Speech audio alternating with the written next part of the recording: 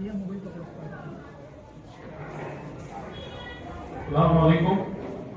सबसे पहले ऊपर वाले का अल्लाह शुक्रिया अदा करता हूँ कि इस मजमुए में आसमान एजुकेशन ट्रस्ट की जानिब से जो मुनक़्क़िद की हुई है, मैं सभी हज़रात यहाँ पर मौजूद हज़रात का शुक्रिया अदा करता हूँ। आजकल का हमारा जो माहौल है, जो अभी चल रहा है, जैसे कि हम देखते हैं कि मुस्लिम नौजवान जो आज का तबका है, जैसे जैसे हम टाइम जा रहा है, तो यहाँ पर क्या हो रहा है,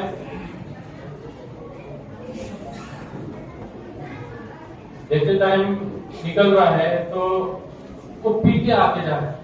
जैसे कि आगे बढ़ना है, एजुकेशन फील्ड में आगे बढ़ना है, तो आजकल ज्यादा से ज्यादा तबका वो क्या हो रहा है, पीछे चला जा रहा है।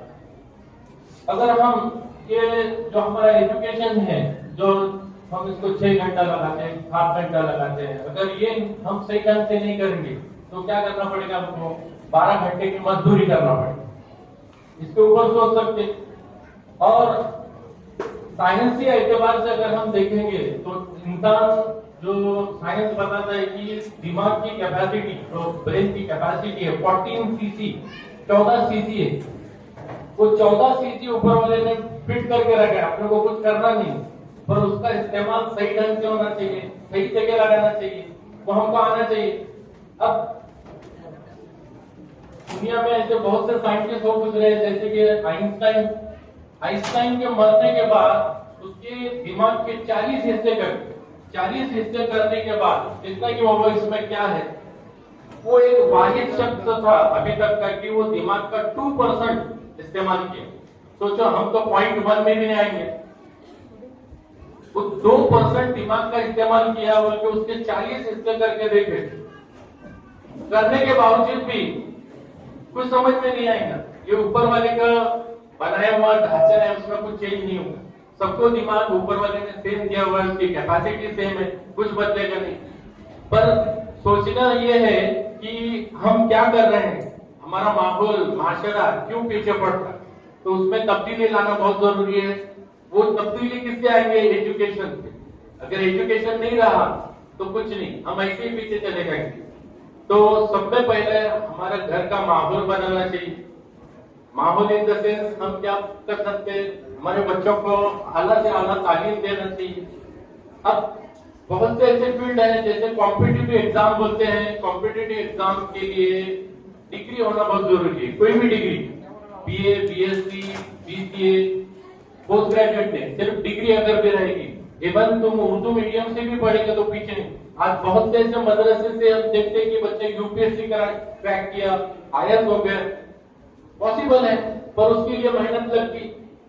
अब जैसे हम मजदूरी करते हैं, वो मजदूरी में हमको भी मेहनत करनी पड़ती, वो जिस्मानी मेहनत से ज़हनी मेहनत मेरे हिसाब से सब में ज्यादा रहेगी। तो हमारे बच्चों का रुझान बनाओ, उनको एजुकेशन की तरफ राग़िब करो, तो इससे क्या होगा, हमारा माशरा बदलेगा, बहुत सारी तब्दीली आएंगी। अब इसमें 3 चीजें रोल करती है, जैसे कि टीचर हो गया, माँ बाप हो गया और स्टूडेंट हो गया। अब इसका एक ट्रायंगल बनता है। जैसे हम ट्रायंगल बोलेंगे, टीचर का रोल करेगा, बच्चा बच्चे की तरफ रोल करेगा, और माँ बाप। तो ये तीनों का रोल, जो बच्चा पढ़ रहा है, तो इसमें अगर कोई भी कमजोर गिरा तो बच्चा क्या होता है, उसके ट्रैक छोड़ देता है। तो हमको ये तीनों मजबूती से थामना है, तीनों लेकर चलना है, कुरान और हदीस के साथ, दुनियावी उसके साथ, और दीनी दोनों उसमें हमको बच्चों को देना चाहिए। और अभी आपको बताऊंगा कि डिफरेंट फील्ड, जैसे बोलते हैं साइंस, कॉमर्स, फिर टेक्निकल कोर्सेज भी रहते हैं, और मेडिकल लाइन आप कोई भी चूज कर सकते हैं। अब साइंस के एतबार से अगर बच्चा चूज करता है, नहीं वो उसकी 50% है मार्क, वो साइंस नहीं ले सकता, ऐसा कुछ नहीं रहता।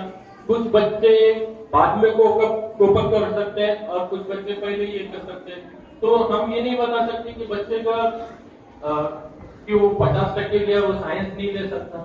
उसके जहनी एतबार से जैसे जैसे टाइम चेंज होगा उसके दिमाग की शऊर आना भी बदल सकता है। तो उसके लिए हम क्या करना चाहिए, हमको बच्चे का जो जहन कहाँ तक सोच सकता है, वो कौन से फील्ड में इंटरेस्ट रखता है, के हिसाब से उसको वो फील्ड चूज करने देना चाहिए। और साइंस अगर बोलेंगे हम, साइंस एक ऐसी फील्ड है जिससे हम कोई भी फील्ड में जा सकते हैं, जैसे कि टेक्निकल हो गया, फिर मेडिकल लाइन हो गई, फिर पैरामेडिकल कोर्सेज हैं। अब उससे हट के मैं बोला था अभी कॉम्पिटिटिव एग्जाम एमपीएससी यूपीएससी ये भी चूज कर सकते हैं कि मैं वो डॉक्टर बना, एमपीएससी में कैसे जाऊं, यूपीएससी कैसे सिलेक्ट करूं। अब बहुत से ऐसे देखेंगे कि हमारा जो है गवर्नमेंट सेक्टर में हमारे बच्चे बहुत कम जाते हैं, नहीं के बराबर 0.2% भी नहीं रहेगा। तो ये किसको बढ़ाना है, हमको ज्यादा से ज्यादा नौकरियां अभी बोलेंगे कि एजुकेशन फील्ड में कॉम्पिटिटिव एग्जाम से ही मिलती है। बड़े बड़े जो अहदे होते हैं आईएएस आईपीएस, ये बड़े अहदे मिलाने के लिए हमको कॉम्पिटिटिव सेक्टर में उतरना पड़ेगा, तभी हम आगे बढ़ सकते हैं।